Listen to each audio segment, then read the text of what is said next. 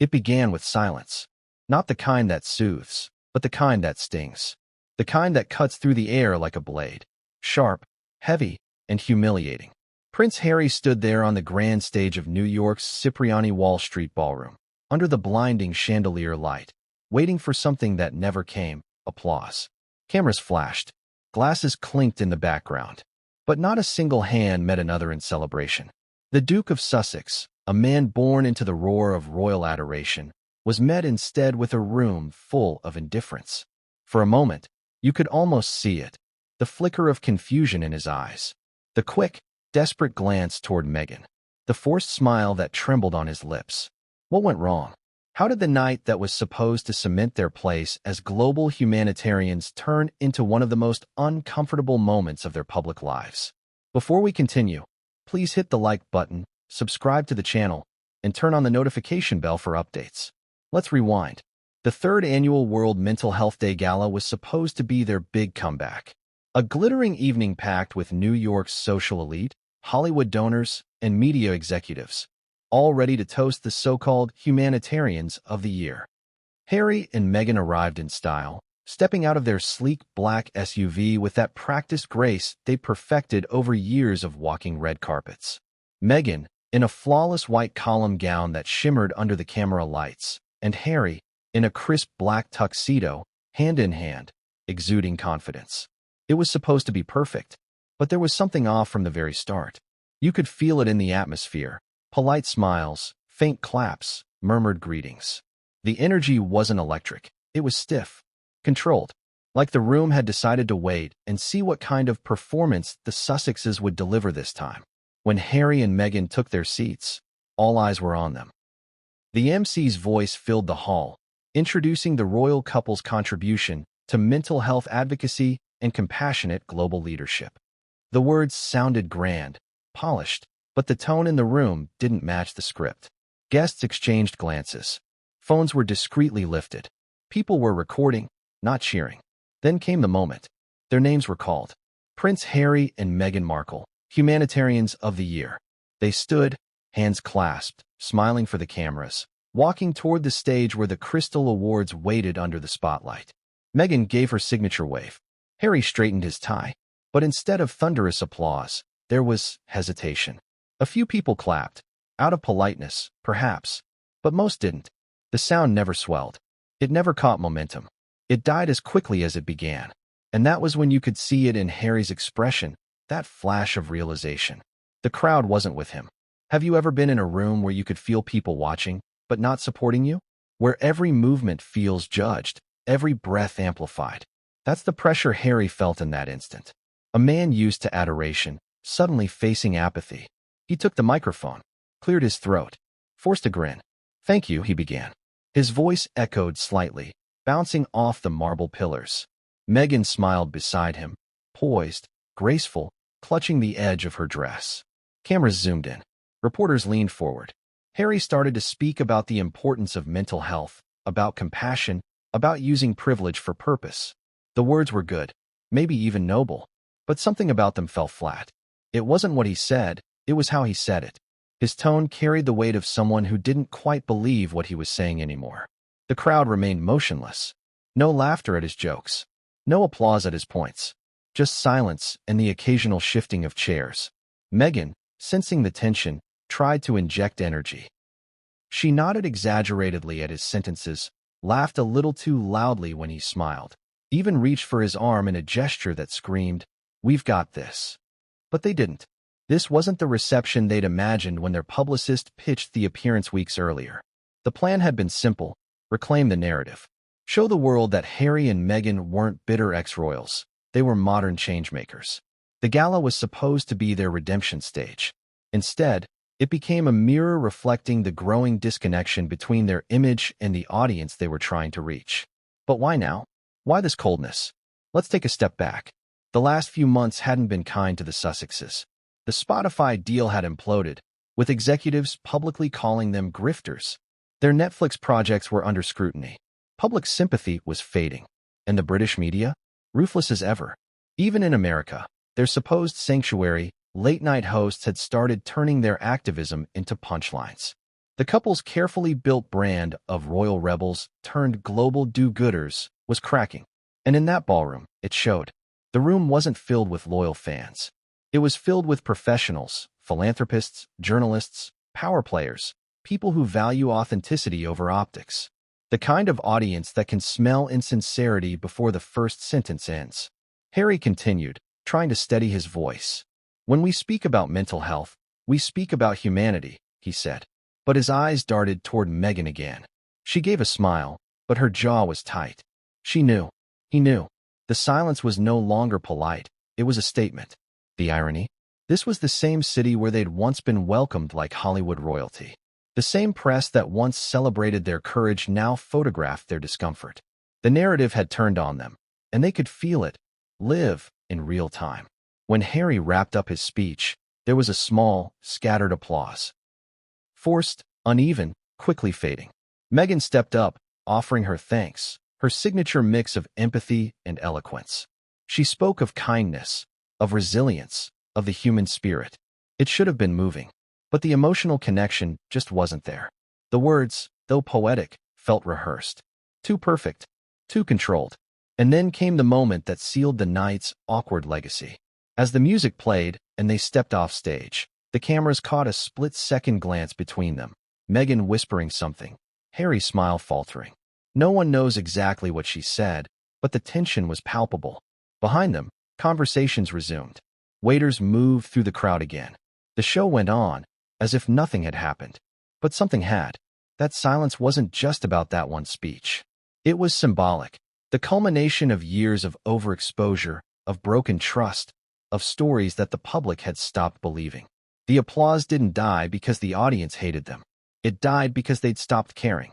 And that, for someone like Prince Harry, a man who'd grown up in the center of global admiration, cut deeper than any tabloid headline. Backstage, the atmosphere was colder. Meghan was seen gesturing animatedly, her smile gone. Harry, head down, nodded but said little. Assistants hovered nervously. Cameras were still rolling, some official, some not. And yet, through all the chaos, one thing became clear. This wasn't just a PR misstep. It was a turning point. The night that was supposed to crown them as icons of compassion instead exposed something raw, a growing fatigue, a credibility gap, a disconnect between message and messenger. The footage of that moment would later spread across social media, not officially, of course, but through guests who couldn't resist sharing what they saw. A silent room, a prince looking lost, a duchess pretending not to notice. It raised a haunting question. How did it come to this? How did the couple who once captured the world's imagination become symbols of staged sincerity? And maybe, just maybe, that silence was the answer. Because silence isn't always empty. Sometimes, it speaks louder than applause. But what happened after the lights went down, when Harry and Meghan thought the cameras had stopped, made that silence look merciful. The night began like a movie. Black limousines gliding up to the curb, velvet ropes pulled taut, camera flashes slicing through the cold New York air.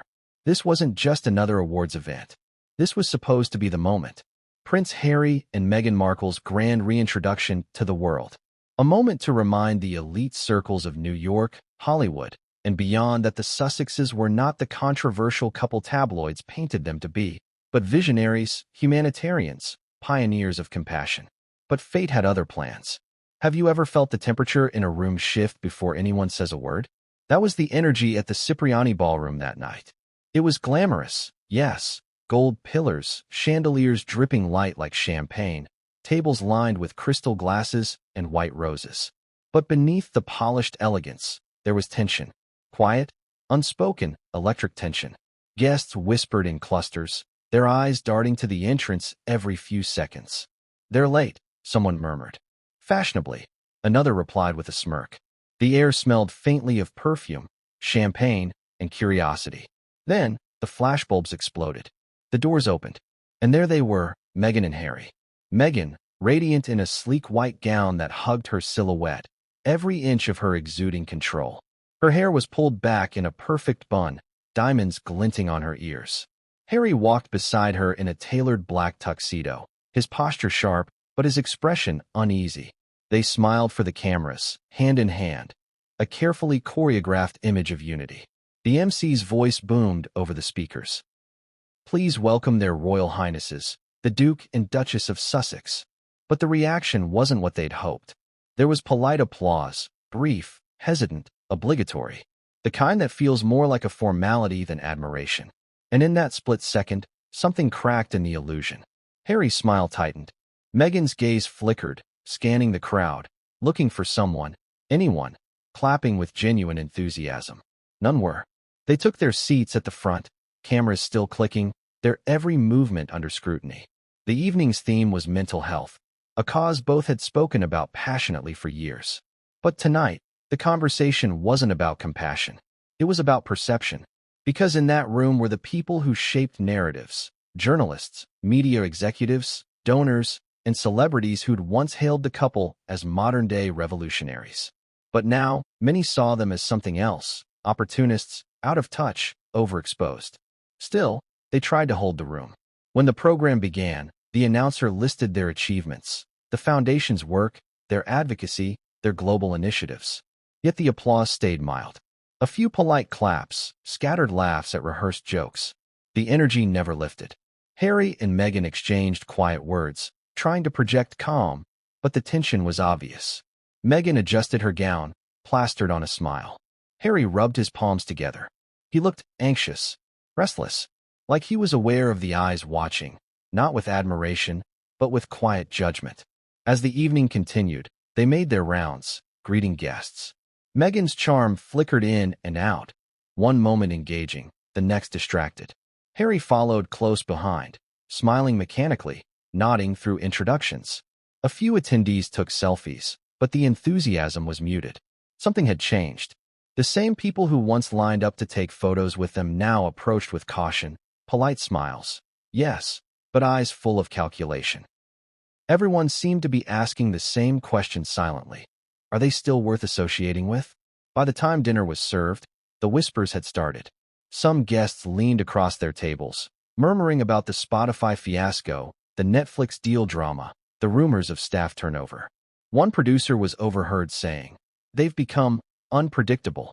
And then came the main event, the award presentation. The MC stepped up again, reading from a polished teleprompter script about the Sussexes' tireless global advocacy for compassion and mental health awareness. The words filled the room like perfume, sweet, rehearsed, artificial. The crowd looked on as Harry and Meghan rose to accept their crystal trophies. Meghan gave a graceful wave. Harry nodded, his jaw tight, but his smile forced. Cameras rolled, flashlights went off, but the energy? It was ice cold.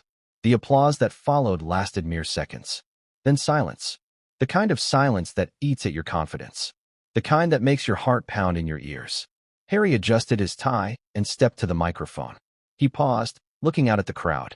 Hundreds of faces, blank, polite, unreadable. Meghan rested her hand on his back, her smile unwavering. He began, "Thank you. It's an honor to be recognized tonight. But what truly matters isn't recognition, it's impact." He tried to speak with passion, but it felt strained. His rhythm faltered. The crowd didn't respond. He glanced at Meghan.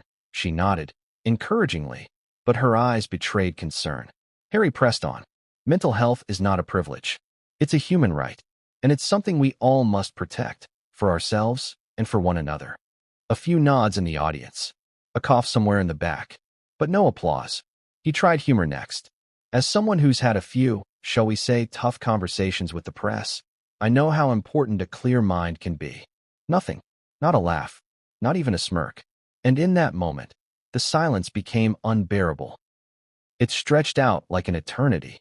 Meghan reached for his hand, subtly, almost instinctively, but it did little to help. You could almost hear the collective discomfort in the air. When he finally finished his remarks, there was a smattering of applause, small and delayed. Then Meghan stepped forward. Her voice, smooth and composed, filled the room. "We are humbled by this recognition. And tonight, as we reflect on our journey, we are reminded that the greatest gift we can give one another is compassion." She smiled warmly, her tone melodic. She was good, too good. But that was the problem. It felt rehearsed, mechanical, the practiced poise of someone trying too hard to steer the ship. When she ended, there was polite clapping again, more than before, but still lacking warmth. Harry nodded, forcing another smile. They posed for a photo with the award, the flashbulbs popping again. But their eyes told a different story. This wasn't the triumphant return they'd hoped for. This was an unraveling, subtle, public, and painfully visible. As they walked off stage, you could almost feel the tension radiating off them. Meghan's hand stayed fixed on Harry's arm, her smile frozen, her body rigid. Harry's gaze drifted toward the ground, avoiding eye contact with anyone. Back at their table, the applause for the next honoree was louder, fuller, genuine. The contrast was undeniable. Guests turned their attention elsewhere. Conversations resumed. But Harry's mind was still on that stage. The silence replayed in his head like an echo. What had gone wrong?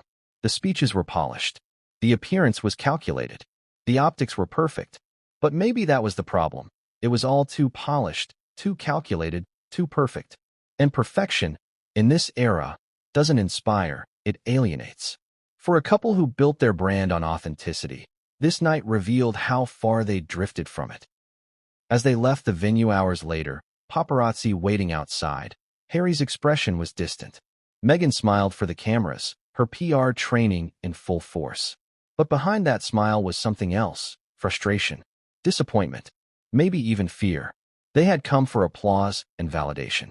Instead, they'd been met with silence, the one reaction no public figure ever wants. Because applause can be coaxed, sympathy can be staged, but silence tells the truth. And that truth would soon follow them far beyond that ballroom. Because behind the scenes, when the lights dimmed and the guests dispersed, things between Harry and Meghan took a turn no one expected. The public embarrassment was only the beginning. There's something haunting about applause that doesn't come when you expect it. It echoes in your mind long after the music fades, long after the lights dim, long after the cameras have stopped flashing. And as the limousine carrying Prince Harry and Meghan pulled away from the Cipriani ballroom that night, the silence of that missing applause filled the car like a ghost neither could ignore. Harry sat back, staring out the tinted window, jaw clenched. Meghan, still in her white gown, checked her reflection on her phone's dark screen, touching up lipstick that hadn't even smudged. Neither spoke. They didn't have to. The silence said enough. The next morning, headlines would spin their version of events. Some tabloids were brutal. Awkward silence as Sussex's Accept Humanitarian Award. Others were subtle, masking criticism behind polished language. A polite reception for Harry and Meghan at Mental Health Gala. But the tone was the same: detached, unimpressed, indifferent. And that indifference was lethal. Because indifference, in the world of fame, is worse than hatred. You can fight hatred. You can weaponize it, turn it into a cause. But indifference? You can't spin that. It means people have stopped caring. The Sussex's reputation was no longer untouchable. The halo that once followed them, that aura of rebellion, compassion, and modern royalty, had cracked. But how did it get to this point? To understand the silence that night, you have to look at the months leading up to it. The dominoes had been falling for a while. After stepping back from royal duties, Harry and Meghan had promised to carve their own path, free from royal restrictions, free from palace control. "We just want to live," Meghan said in one of her early interviews. "To tell our story in our own words." And at first, the world listened. The Oprah interview drew millions. The Netflix documentary dominated streaming charts. Spotify paid millions for exclusive podcast deals. Their brand, compassion through independence, became a global talking point. But as the years rolled on, the message began to blur. Their story, once refreshing, began to feel repetitive. Their tone, once vulnerable, began to sound rehearsed. And slowly, their once loyal supporters started to turn skeptical. People began to ask, are they advocating for change or attention? Even their allies began to distance themselves. Former supporters in Hollywood, once eager to invite the couple to A-list gatherings, now hesitated.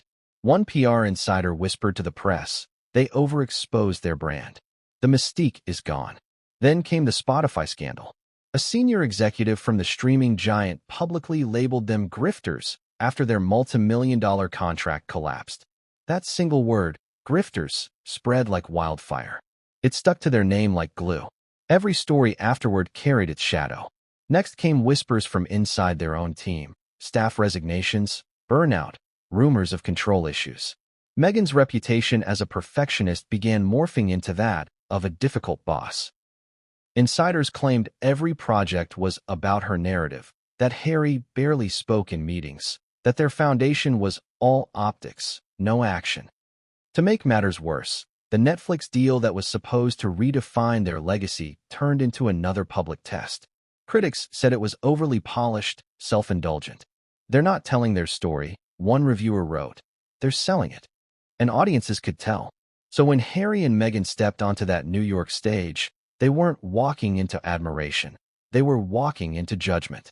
The room was full of people who'd read the headlines, heard the whispers, and seen the cracks. Behind the smiles and glamour, their image was slipping, not in a tabloid sense, but in the far deadlier arena of public trust. Harry could feel it. That's why his speech faltered. That's why Meghan's smile seemed just a little too tight.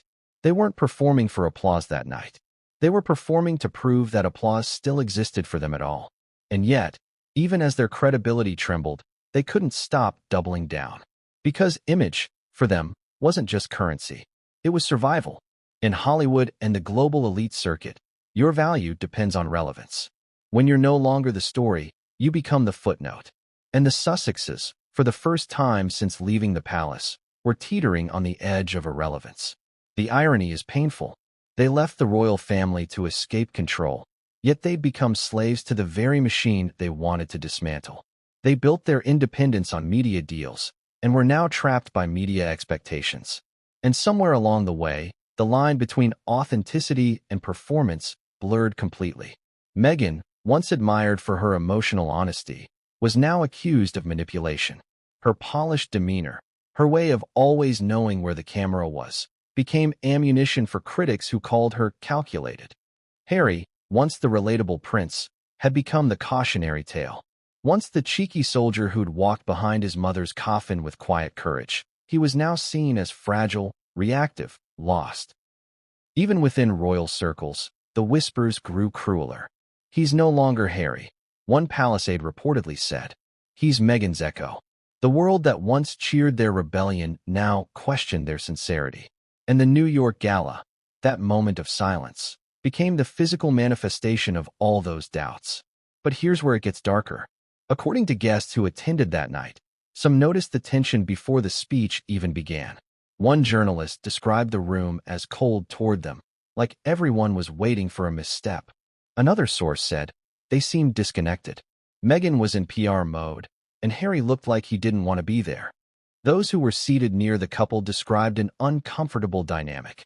Meghan whispering directions to Harry, Harry trying to appear composed. It was like watching two people act out a scene they didn't believe in anymore, one guest later said. And perhaps that's what the silence was, a mirror. It reflected the exhaustion people felt toward their narrative. It reflected a loss of emotional connection, the very thing their brand had once thrived on. Because when audiences sense performance, they disconnect.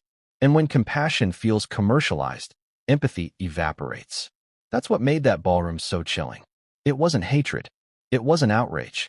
It was disinterest, and for public figures built on visibility, that's fatal.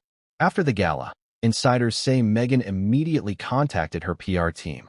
Damage control mode. She wanted to shift the narrative, to frame the evening as a reflective, emotionally powerful event. But the footage told a different story, one of discomfort and disconnection. Harry, meanwhile, reportedly withdrew. Friends said he spent days quiet, replaying the night in his mind. He took it personally, one confidant said. It reminded him of the feeling of being the unwanted one, just like when he was younger. And that's what makes it tragic.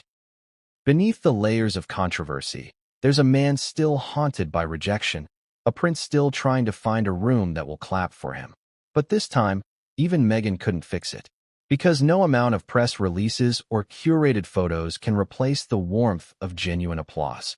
And the truth was, the world wasn't buying the act anymore. Still, Meghan had a plan.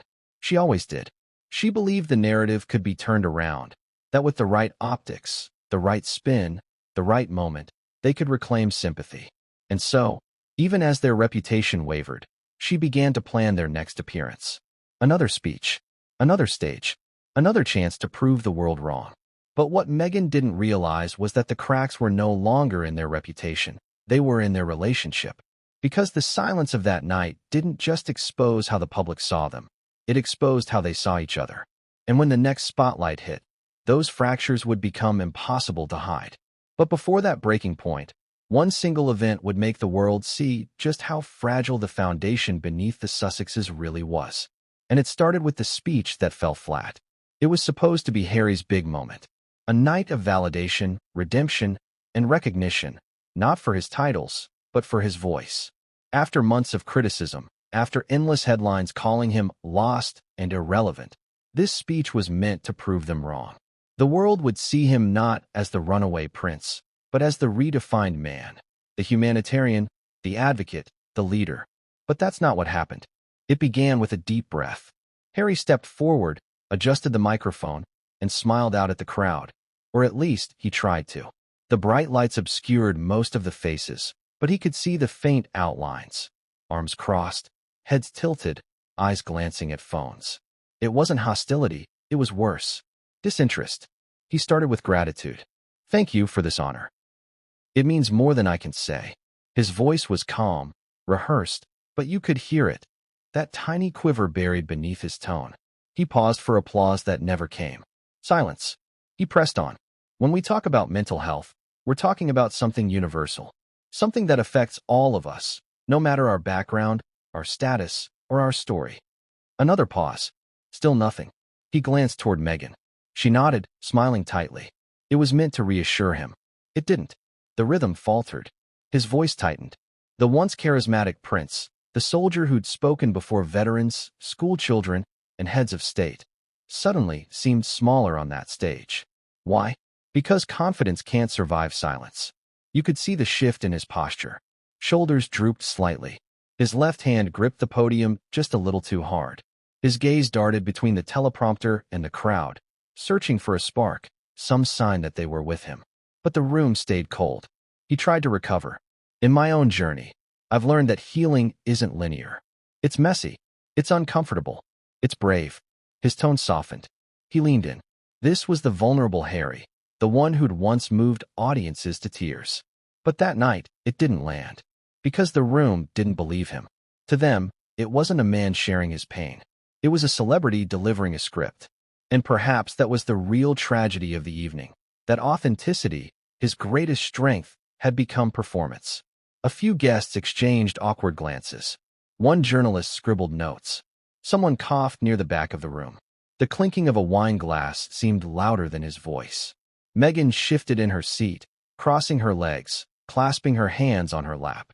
Every few seconds, she'd flash that trademark Hollywood smile. Perfect, poised, and unshaken. But inside, she could feel the energy slipping. Harry continued. We must remember that compassion isn't something we just talk about. It's something we do. Every act of kindness is a step toward healing our collective trauma. The words sounded good. They always did.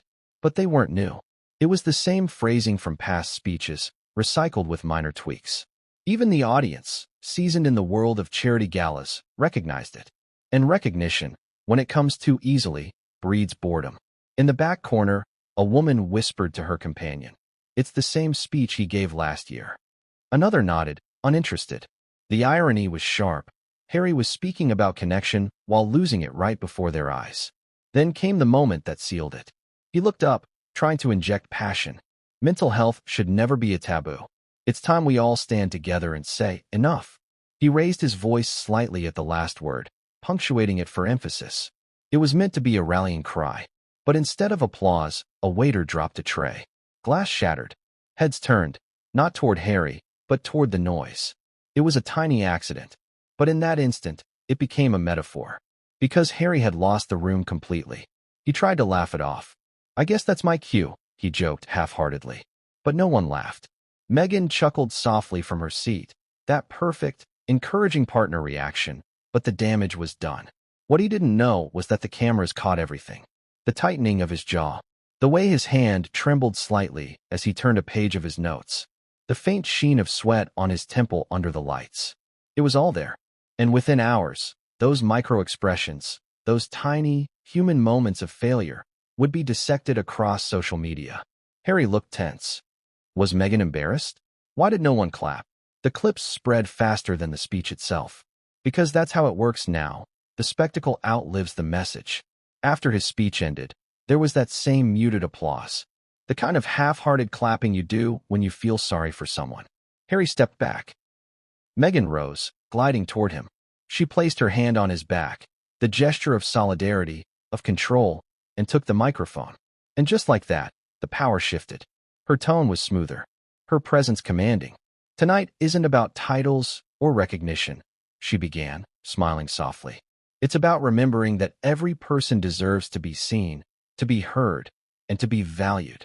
Her voice carried confidence, rhythm, emotion. She didn't stumble. She didn't pause for applause that wouldn't come. She spoke as though it didn't matter. And in a way, that's why people responded more warmly. A few heads nodded. A few hands clapped. But for Harry, standing beside her, it was salt in an open wound. He had come to reclaim his voice. Instead, he'd been eclipsed by hers. Again, when she finished, she turned to him, smiling for the cameras. He smiled back, or tried to. But behind the smile was humiliation. Because deep down, Harry knew what the silence meant. It wasn't just about the speech. It was about everything it represented. His struggle to be taken seriously without the crown, his fading influence, the uncomfortable truth that people seemed to find Meghan more interesting than him. He'd once been the royal rebel who broke protocol, the man who dared to love outside the palace walls. Now, he was the man who couldn't command applause in a rented ballroom. And it stung. When they returned to their table, Meghan leaned in. "You did amazing," she whispered. He nodded, eyes fixed on his untouched glass of champagne. "You really did." But even she could tell he didn't believe it. He wasn't angry at her, not yet. But something inside him was shifting. The applause, the silence, the scrutiny, it all blurred into a realization that cut deep. The world no longer saw him as a prince. They saw him as a performer. And the cruel part? The more he tried to prove otherwise, the more he fed the very narrative he despised. That night, after the gala ended, the couple left through a side door, avoiding the paparazzi. Inside the car, Harry sat in silence again, staring out the window as the Manhattan skyline blurred by. Meghan scrolled through her phone, checking the first social media reactions. Her face tightened slightly, but she said nothing. Harry finally broke the silence. "They didn't care," he muttered. She looked at him. "They will." He didn't reply. Outside, the city buzzed, indifferent, alive, unstoppable. Inside, the couple who once dominated headlines sat surrounded by the weight of something invisible yet undeniable, the quiet collapse of public admiration.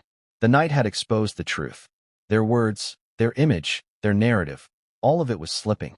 And for Harry, the silence that followed his speech wasn't just the sound of disappointment.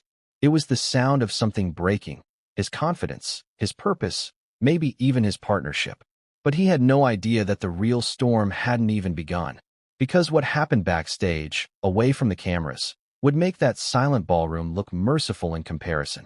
When the applause faded, or rather, never fully came, Meghan's smile didn't falter. Not yet. She'd trained for moments like this.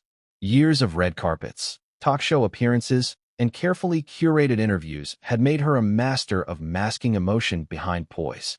But that night, behind the perfection of her expression, panic flickered like static electricity beneath the surface. She felt it the second Harry's joke died midair. The second that waiter's dropped tray stole the attention he'd been desperately trying to win. The second the audience looked at each other, not him.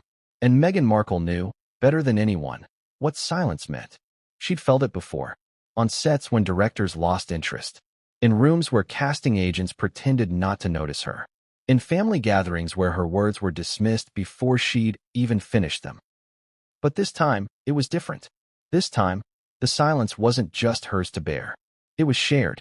And the man beside her, the one she'd fought so hard to defend, the one she'd reshaped her life around, was unraveling in real time. As Harry stepped off stage, Meghan moved fast. She turned her head toward the cameras still snapping from the sidelines. "Smile. Always smile." She waved at the photographers as though nothing was wrong, her body language screaming confidence even as her pulse raced. Harry walked stiffly beside her, his face tense, eyes unfocused. The air backstage was heavy, a mix of perfume, sweat, and tension. Staffers clapped politely, but even that felt hollow. A PR assistant handed Megan a bottle of water. She took it, nodded, then handed it to Harry without looking. He didn't take it. "Harry," she whispered under her breath, low but sharp, "just take it." He finally reached for the bottle, twisted the cap, and drank, eyes fixed on the floor. "You were great," she said quickly, still smiling as a videographer passed by. "You hit every point." But when the crew moved on, her tone changed. "What happened out there?" she asked quietly, her words precise, cutting through the noise. Harry didn't answer right away. He rubbed the back of his neck, still flushed from the lights. "They weren't listening," he said finally. "They were listening," she replied, her voice low but firm. "They just didn't respond." He shot her a look. "That's the same thing." Megan exhaled slowly, holding her posture. She couldn't afford to lose control. Not here, not tonight, not when half the event staff were still hovering nearby with phones that could record at any second.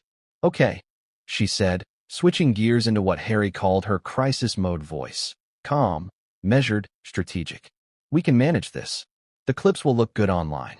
I'll have the team cut the parts where people weren't." Clapping, he interrupted. She hesitated. Engaged. There was a pause. The kind of pause that lasts just long enough to sting. Harry's jaw tightened. "Engaged," he repeated quietly, his tone hollow. "Right." From across the room, a stagehand called out, "We're doing a quick group photo with the sponsors." Megan turned immediately, smile back in place like a switch had flipped. "Perfect," she chirped. "We'll be right there." Then, without missing a beat, she grabbed Harry's arm, gently, but with purpose, and whispered through gritted teeth, "Pull it together. Cameras are still rolling." He straightened automatically. The military discipline that had been trained into him years ago still lingered, the instinct to stand tall, to present, to endure. Together they walked to the backdrop where the sponsors and organizers stood waiting. Flash. Smile. Shift positions. Smile again. If anyone looked closely, they might have noticed that Megan's grip on Harry's arm was just a little too tight. That his smile didn't reach his eyes. That they looked like a couple performing unity rather than living it. Once the photos were done, Megan guided him toward the exit corridor. "It's just one night," she said under her breath. "These things happen." But Harry's silence said more than any outburst could. As they moved through the maze of curtains and cables, a cameraman accidentally crossed their path. "Sorry, Duchess," he said quickly. Megan smiled graciously, tilting her head. "No problem at all," she replied sweetly, the perfect picture of composure. But the second they were alone in the dimly lit corridor leading to their private exit, her expression shifted. "Harry, you have to keep your energy up," she said, her voice sharper now, no longer the gentle public tone. "You can't let them see you defeated like that." "You froze." Harry stopped walking. "I didn't freeze." "You did," she said firmly. "And they noticed. The audience, the press, everyone." He turned to face her, his voice low, wounded. "You think I wanted that?" "No," she said, softening slightly, "but it happened, and we need to fix it." "Fix it," he repeated, shaking his head. "You mean spin it." That word, spin, hung in the air between them. She sighed, exasperated. "That's not what I said." "It's what you meant," he shot back. "You're already thinking about the headline, the narrative, how it'll look on social media. You're not even thinking about what it felt like." Her eyes flashed, but she kept her voice steady. "Harry, feelings don't fix PR disasters." "Maybe they should," he muttered. For a moment, they just stood there, the perfect royal couple reduced to two people arguing in a hallway lined with folding chairs and catering trays. Megan took a step closer, lowering her voice. "Look," she said, "we've been through worse. The press has humiliated us before. We survived it. We'll survive this too. But you can't lose focus now. They're waiting for us to slip." He stared at her for a long moment, then finally nodded. "Fine. Good," she said, forcing a smile again. "Now when we leave, just hold my hand, smile for the cameras, and pretend everything's fine," he finished for her. She didn't answer. Outside, as they walked toward the car waiting at the curb, flashbulbs went off again. Megan smiled flawlessly, her arm hooked through Harry's. From a distance, they looked like the image of elegance, composed, successful, untouchable. But inside the car, the facade cracked again. Harry leaned against the window, staring out into the night. "You know what hurt?" he said quietly, almost to himself. When I finished speaking and nobody clapped. Not even politely. Not even for the cause. Just nothing. Megan hesitated, then replied carefully, "They'll clap next time." He turned his head slightly toward her. "You think there's going to be a next time?" She didn't answer. Because deep down, Megan wasn't sure. That kind of silence, public, viral, humiliating, doesn't fade quickly. It seeps into everything. It becomes a stain you can't scrub out, a reminder that the public's patience has limits. She reached over, placed her hand on his knee, and said softly, "We'll turn this around. I promise."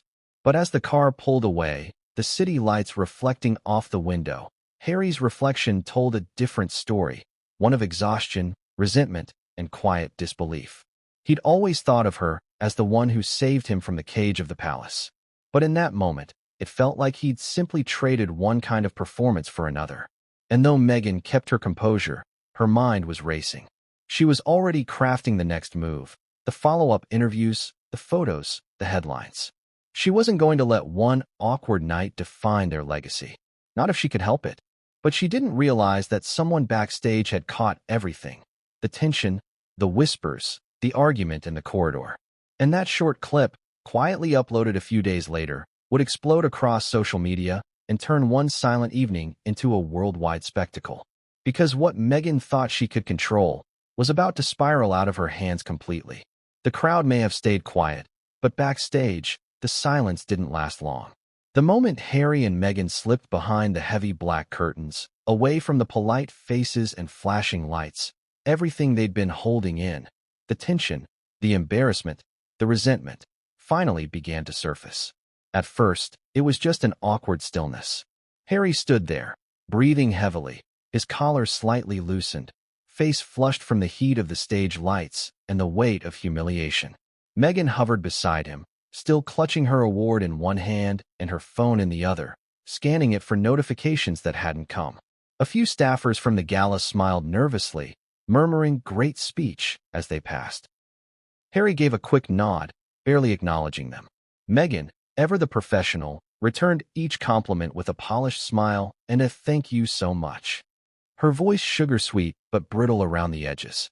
As soon as the last staffer moved out of earshot, Harry's tone changed. "What was that?" he muttered, his voice low but seething. Meghan turned to him slowly. "What was what?"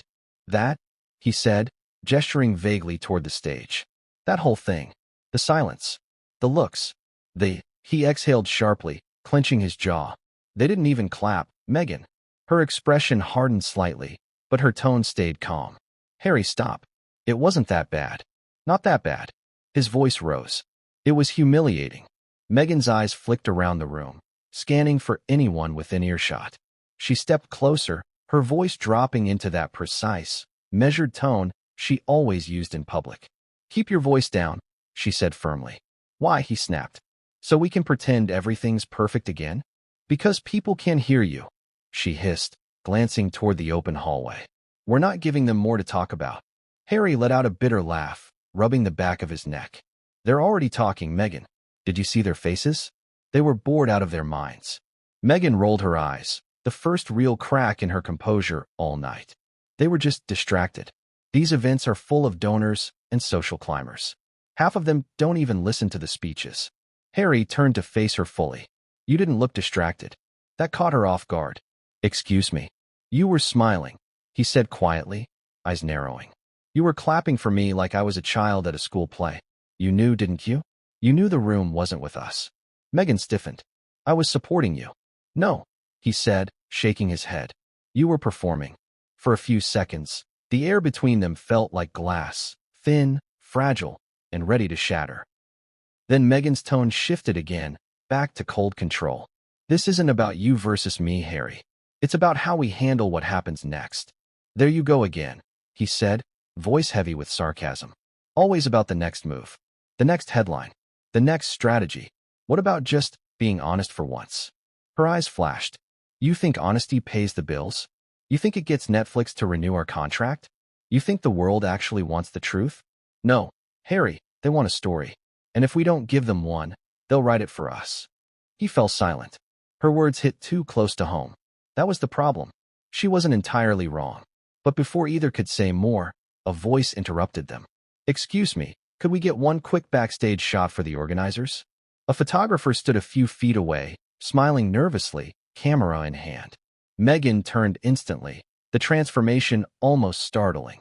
Her face lit up, her shoulders straightened, and she slipped effortlessly back into her public persona. "Of course," she said cheerfully. She turned toward Harry. "Come on, one photo."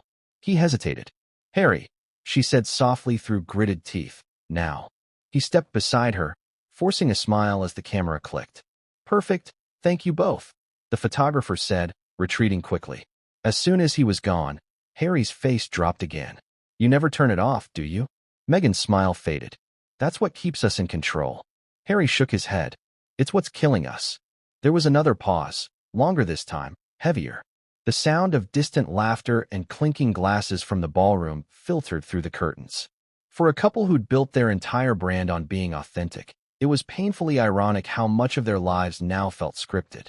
Harry sat down on a nearby bench, elbows on his knees, hands clasped. Megan stood over him, watching, calculating. For all her poise, she looked exhausted too. Eyes slightly glassy, makeup cracked just enough to show she wasn't invincible. "You don't understand," she said finally, her voice softer now. "We can't let moments like this define us. One bad reception doesn't undo everything we've built." Harry looked up. "Built on what? Approval? Likes? People pretending to care?" "Built on visibility," she replied. "If people are watching, we still have a chance to shape what they see." He scoffed. "Shape it? You mean manipulate it?"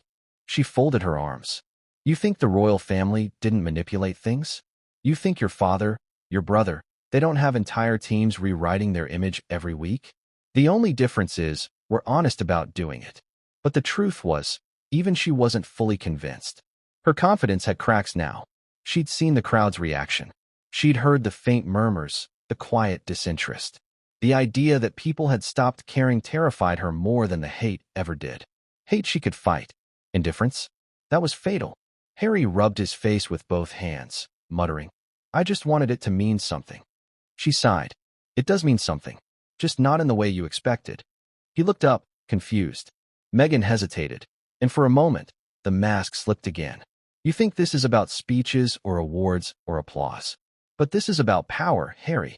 About staying relevant enough that people have to listen. You lose that, you lose everything." He blinked slowly. "Everything."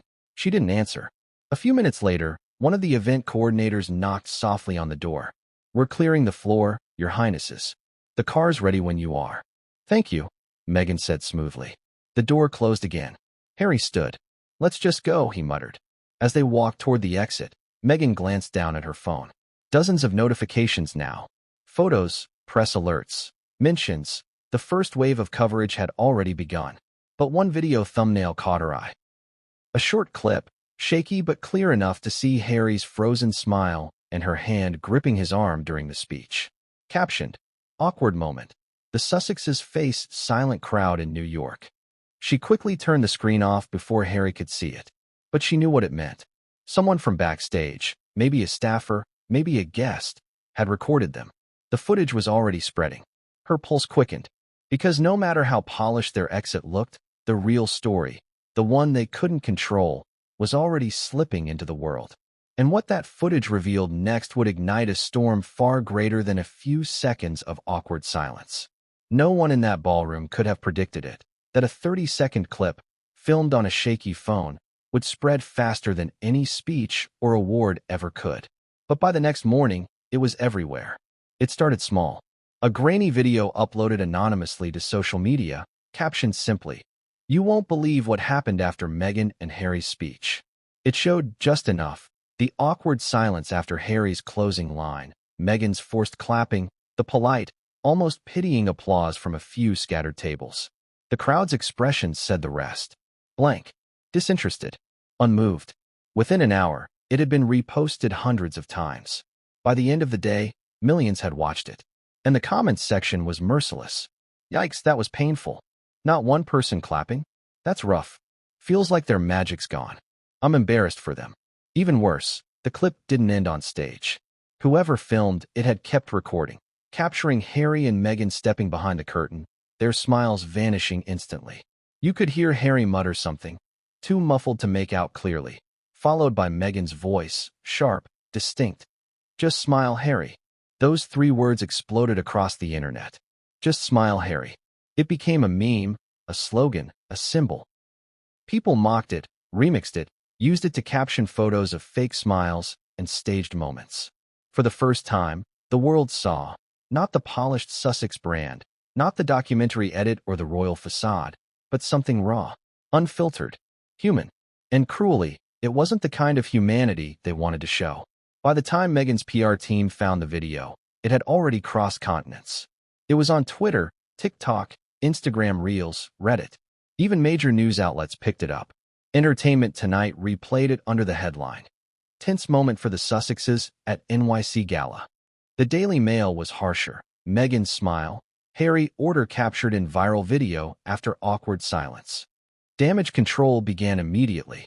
Calls were made before sunrise. Statements were drafted, reviewed, reworded, and deleted.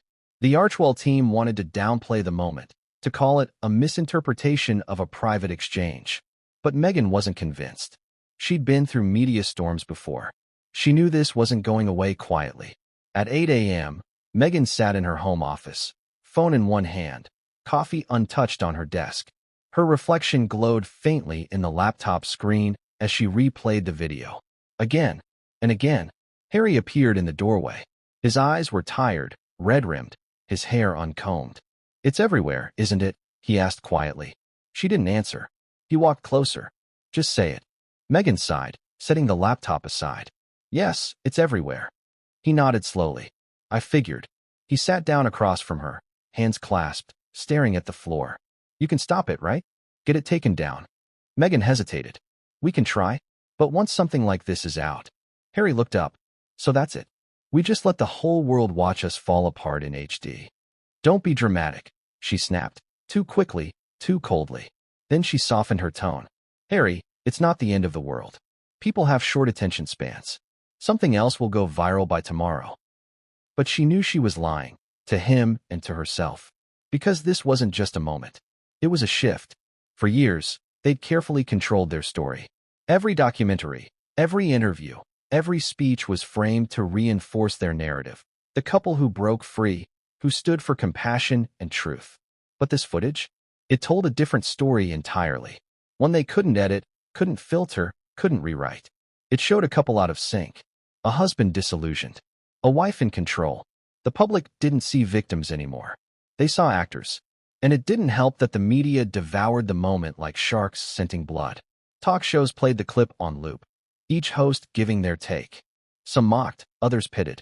A few defended them, but even the sympathetic voices sounded tired. Late-night comedians got their hands on it too. One joked, "At least when Charles gives a speech, people pretend to care." Another quipped, "If Meghan's telling him to smile, maybe she should have told the audience first." The laughter stung. Behind closed doors, Harry was unraveling. He avoided calls, refused to attend meetings. When Meghan tried to plan their next public move, he shut down. "I don't want to do this anymore," he muttered one evening. She froze. "Do what?" "This. All of it. The cameras, the speeches, the pretending." Meghan's voice dropped. "This isn't pretending, Harry. This is survival." He looked at her, his expression weary but firm. "Maybe I don't want to survive like this." For a long moment, neither spoke. The sound of distant ocean waves outside their Montecito home filled the silence. Then Meghan stood, arms folded. "If we walk away now, everything we've fought for, everything we sacrificed, will mean nothing." Harry met her gaze. What if it already does? The words hung there, heavy and final. But before Meghan could respond, her phone buzzed again. Another notification. Then another. Then dozens more. She picked it up, scrolling quickly. Her expression tightening with each new post. The clip had been extended. Someone had uploaded the full version. The new footage didn't just show the awkward stage moment. It showed what came after, the argument in the corridor. Not the whole thing, but enough. Enough to hear her say, "Keep your voice down, Harry," followed by his frustrated, "You think I wanted that?" It was all there. The tension, the tone, the cracks in their relationship exposed for millions to see. This wasn't just gossip anymore. It was evidence. Social media turned brutal. "So much for perfect compassion," one user wrote. Another said, "They're just like every other celebrity couple. Fake smiles, fake causes." By evening, the hashtag #SmileHarry was trending globally. The palace stayed silent, of course. They didn't need to say anything. Every minute that clip circulated, it proved their point without them lifting a finger. Even allies began stepping back. A charity postponed their planned collaboration. A TV host quietly canceled an upcoming joint interview. The Sussex brand, once a symbol of rebellion and empathy, now looked unstable. And through it all, Meghan did what she always did. She strategized. She drafted statements, spoke with PR specialists, planned a controlled interview to shift the narrative back to empathy. But no matter how many words she wrote, no matter how many angles she spun, one thing haunted her. 3 words. Just smile, Harry. They played in her head at night, looping like a curse. Because for the first time, her own voice, the voice she'd used to command, to charm, to survive, had become her biggest weapon against herself.